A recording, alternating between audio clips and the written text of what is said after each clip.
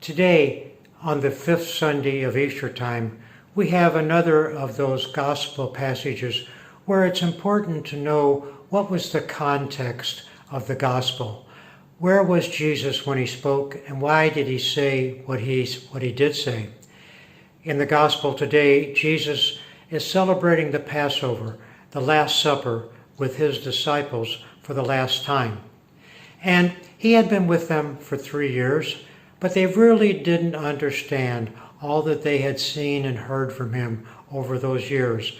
And so now he was preparing them for what was going to happen very, very soon that evening.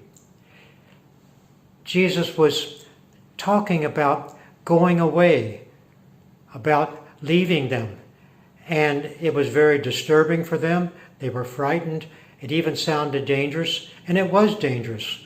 Within a few hours, Jesus would be arrested, taken away by the military, and the next day he would be judged by Pilate and the high priest and crucified and died and buried. So things were bad. The disciples themselves, when all this was happening to Jesus, would run away and hide. But now Jesus is telling them, be prepared for what is coming. I'm going away, but I'm going to come back, and I'm going to take you with me. His words to them were, have faith in God, have faith in me. And that's a message for us today also. Our own times are reflected in this reading. Certainly our hearts are troubled. Millions of people are sick with the coronavirus around the world. Hundreds of thousands of people have died. Companies have closed up. People have lost their jobs. People have used up all of their savings.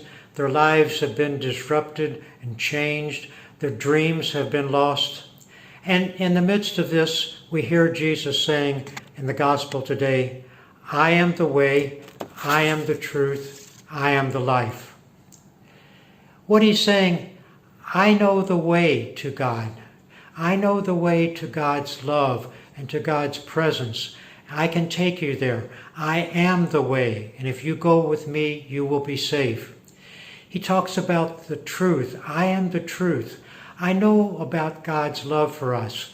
God's love is complete. It's unconditional. We don't have to earn it. He just gives it to us. His truth, he says, I know about God's forgiveness. God gives us forgiveness and mercy always, no matter what we have done. He speaks about life, and he says, I am the life. It's not a list of things that we have to do. 1, 2, 3, 4. We do all of those things and we'll have God's life. Rather, he says, the life that I have, it's a relationship with God and with each other. I can show you how to have that and give you the peace that comes from that. That's certainly a message for our times. It was a message for his disciples. It comforted them. It helped them to get through the horrible days that they were going to live through. They had thought it was the end of everything that they had hoped for, but he showed them there is new life that's possible. And today, as we look ahead, as we go through these really difficult times in our world today, Jesus is the way, the truth, and the life for us.